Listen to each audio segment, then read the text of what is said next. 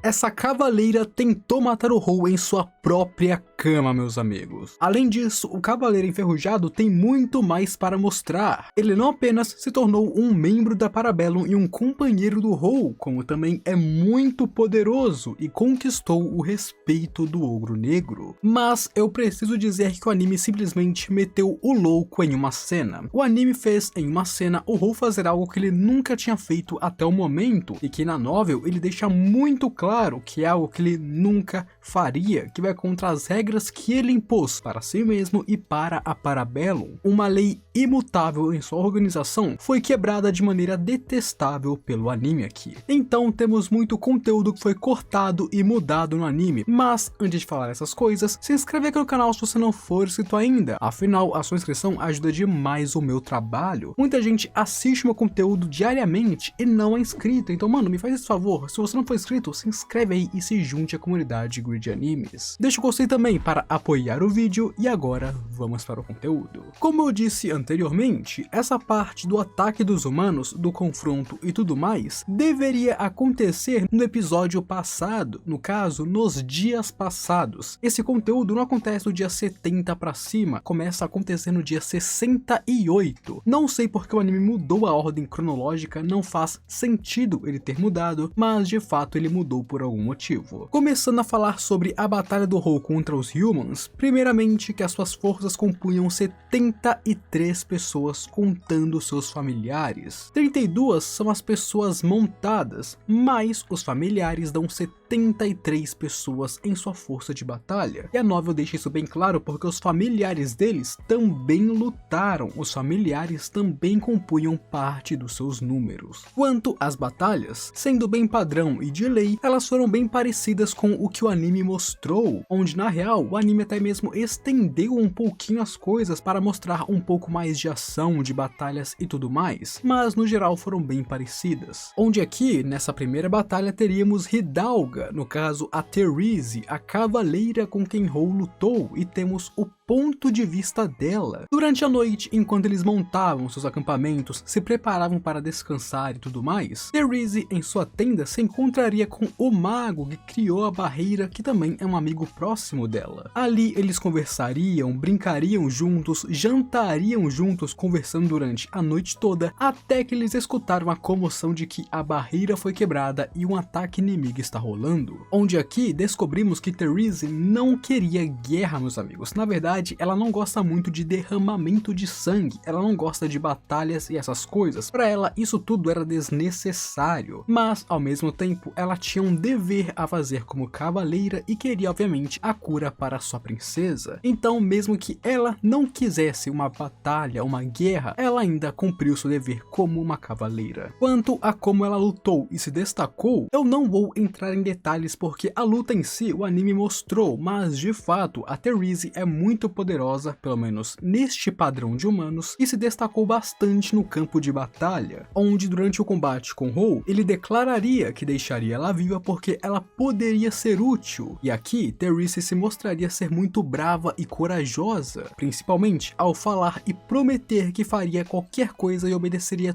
tudo o que ele falasse caso ele a vencesse. Onde além disso, aqui o Ogakishi faria grande parte da batalha, sendo literalmente um dos mensageiros da morte do Hou. O Ogakishi teve um grande desempenho aqui, ele saiu aniquilando inimigos e inimigos enquanto capturava os fortes em nome do Hou. O Ogakishi aqui foi quase um MVP praticamente, o bicho saiu serpenteando e surpreendendo todo mundo. E depois da batalha ter acabado, alguns humanos serem prisioneiros e Therese ter se juntado ao Hou, ele explicaria para ela suas façanhas e habilidades que ela estava curiosa, principalmente como ele se defendeu daquele ataque do dragão, que foi muito forte mesmo. Onde aqui ela simplesmente, meus amigos, se resignou. Ela prometeu e entregou o seu corpo para o Hou. Ela não iria quebrar sua promessa e ir contra o seu voto de cavalheira, porque ela respeita o seu voto de cavalheira acima de tudo. Então ela prometeu e cumpriu a sua promessa. força, Hou a derrotou e agora sua vida e corpo pertencem a Ogarou, onde ali eles passariam aquela noite juntos. E depois disso, enquanto Hou estava dormindo, ela ficou com raiva e esfaqueou o coração dele. É importante deixar isso claro que ela sabia que não causaria ferimentos a ele, ela estava bem ciente disso, mas ainda assim ela foi fundo e esfaqueou o coração dele. No caso, ela estava com um pouco de raiva porque a primeira vez deles foi um pouco agressiva, se é que vocês me entendem, né? Ela não esperava que o Ogro Negro fosse tão forte, né? Eu não vou entrar em detalhes. Mas de fato, ela esfaqueou com vontade, e se ele morresse, morreu, né? Mas obviamente ele não morreu. Mas em seguida, ela começaria a pensar que a vida com o Ogarou não é ruim. Na verdade, quanto mais tempo ela passa com ele, mais ela vê que ele é um homem surpreendentemente bom. Então, na verdade, ela não era tão hostil contra ele neste ponto. Ela se resignou, como eu disse. Mas é claro, por ter esfaqueado ele no coração, ela pagou um preço. Quando Hou acordou ao ser esfaqueado no coração, a figura que ele veria seria a Dami, pelada porque estava na cama com ele, segurando a Therese pelos cabelos e claro, batia um pouquinho nela. E a Therese, que não conseguia competir com a força desumana da Dami, obviamente apenas pôde olhar com raiva para o Hou, afinal isso tudo é culpa dele, segundo ela. Onde ali, juntos, o Hou e a Dami puniriam a Therese de maneira mais... Eu não vou falar isso em vídeo porque eu vou ser desmonetizado, mas vocês entenderam, né? Os três ali se envolveram em atos proibidos. Onde depois disso, o Hou pessoalmente colocou a algema na orelha da Therese e não foi ela quem colocou querendo, ele que colocou isso nela. Bom, depois disso, o Hou começaria a colocar várias armadilhas pela floresta, antecipando a rota de invasão dos humanos, querendo emboscar eles e claro, os derrotar enquanto estava ciente dos seus planos. E é quando temos a batalha contra o Enferrujado. E apenas para deixar claro, ele tem esse apelido porque na novel ele usa uma armadura de corpo inteiro que está enferrujada. No anime ele apareceu usando uma armadura leve, um peitoral, umas braçadeiras e é isso. Mas não, ele usa uma armadura de corpo inteira que estava enferrujada e por isso ele tem esse apelido de Enferrujado. As suas tropas consistiam de 700 soldados, dentre eles mágicos, como invocadores, arcanos, feiticeiros e outros trabalhos relacionados à magia. Onde, assim como no anime, eles fizeram várias táticas diferentes para aniquilar seus inimigos, fosse jogando pedras, derrubando árvores, usando flechas venenosas e outras paradas. Onde durante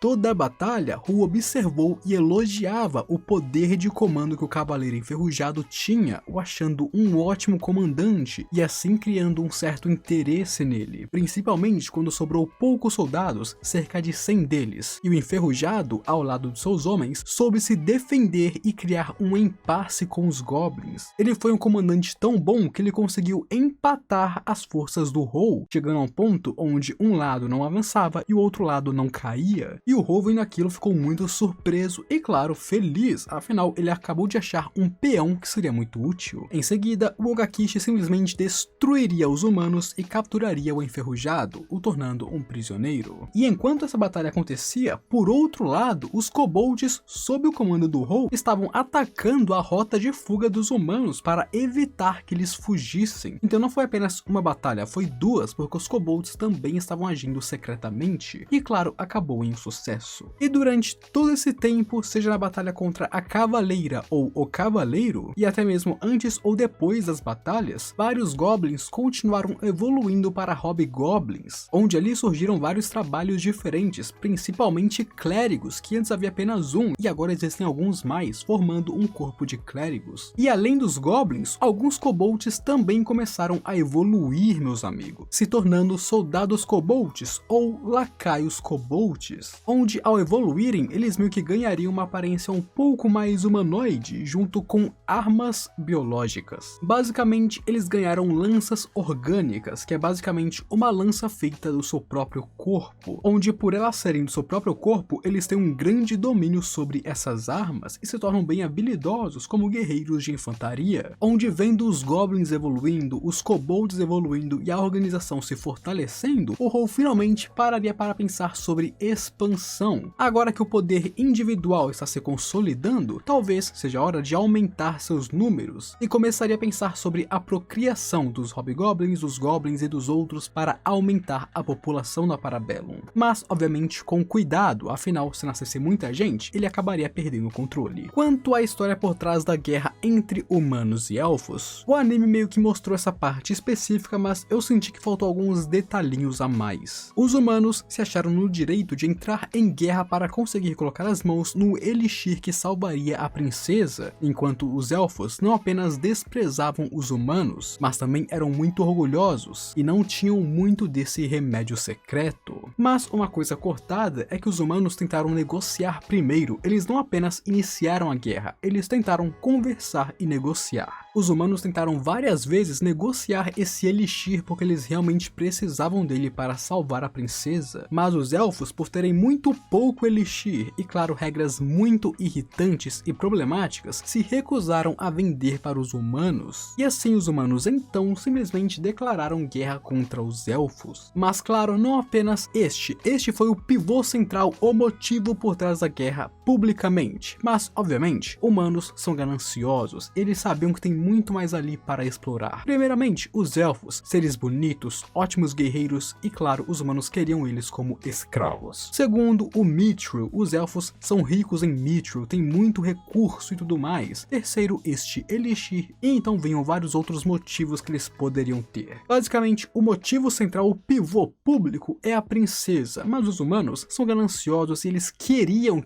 colocar as mãos nos recursos e nos elfos. Onde aqui o enferrujado contaria para Hou sobre as tropas do Império e ficamos sabendo que não apenas humanos, mas eles têm demi-humanos também, como Dragonilds, ogros, tropas demoníacas e até mesmo experimentos humanos. Obviamente, a maior parte dessas tropas são escravos, afinal sabemos que os humanos são os humanos nunca lutariam ao lado de outras raças. Os humanos são lixo, não importa em qual obra você vá. Mas, de fato, os humanos têm tropas de outras raças também. E agora indo para a parte polêmica. Depois do Hou fazer aquele treinamento com a rapaziada, como aconteceu no anime, as mulheres humanas começariam a ceder e entrar na brincadeira com outras raças, assim como as elfas, onde, diferente das elfas, elas cederam bem rápido. As elfas, como nós vimos, demoraram um tempo para começar a se entrosar com os goblins, enquanto as humanas foi bem rápido, seja porque elas eram menos orgulhosas, tinham menos resistência ou algo do tipo, mas de fato, pouco tempo depois da captura, as humanas começaram a entrar na brincadeira com os outros. Eu digo dessa forma porque, obviamente, eu não vou falar palavras pesadas aqui. Mas dessa parte, amigos, o anime meio que meteu o maior louco, porque o Hou basicamente forçou a mulher humana a fazer coisas com ele. O Hou, principalmente na novel, sempre prega que não faz nada forçado e que no máximo usa aquele melzinho para fazer as prisioneiras caírem na tentação, mas nunca usou força contra ninguém e proíbe todo mundo de usar a força contra alguém. Claro, pra mim, na minha opinião, usar aquele melzinho nelas, de fato, também é uma maneira de forçar, já que ele meio que está drogando elas até que elas caiam na tentação e de fato façam os atos com os goblins. Mas ao mesmo tempo isso também é um pouco diferente de usar a força bruta, que é algo que o Hou abomina. O Hou não permite que ninguém use força bruta em ninguém e ele mesmo nunca usou isso. Tanto que você pode ler a novel que ele não usa, não faz e proíbe de fazerem. E o anime aqui simplesmente colocou o Hou usando força bruta na Therese, quando na verdade a primeira noite deles ela se deu pra ele, porque foi a promessa que ela fez a ele durante o campo de batalha. Então, de fato, o anime aqui meteu o louco, colocou uma coisa que o Hou nunca faria e nunca fez. E pra mim, a maneira como ele faz isso normalmente, usando o melzinho e tudo mais, já é errado. Mas aqui ficou ainda mais errado do que nunca. Então, sinceramente, isso aqui foi bem paia. E eu vi muita gente falando que ia dropar o anime por causa disso. E eu não julgo, porque de fato é bem paia mesmo. É bem feio. É um tema que, pô, não é da hora. Onde, seguindo e falando sobre o Cavaleiro Enferrujado, ele é um caso raro. O Cavaleiro Enferrujado é forte,